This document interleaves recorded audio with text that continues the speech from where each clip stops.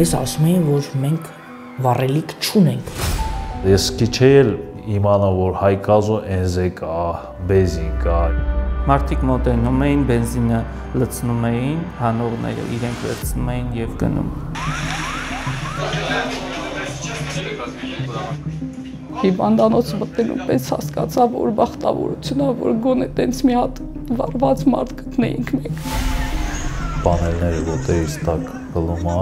ընկնում եմ արդեն կրակ էր, չէի տենում ինչ կա չկա։ Փորձում էի վեր կենալ եւ չէի կարողանում։ Մեր տնեցիները անցանի մտքով, երեխաներս Նրանք ասում էին փրկեք, մենք այս ցավին չենք դիմանում, մի հատ մի սրսկի, երկու հատ սրսկի։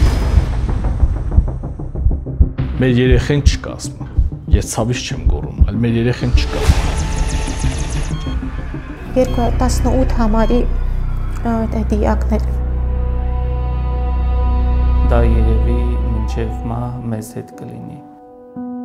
Այն զգացմունքը ունեմ, թե վաղը երևի նույնիսկ հետ եմ գնալու։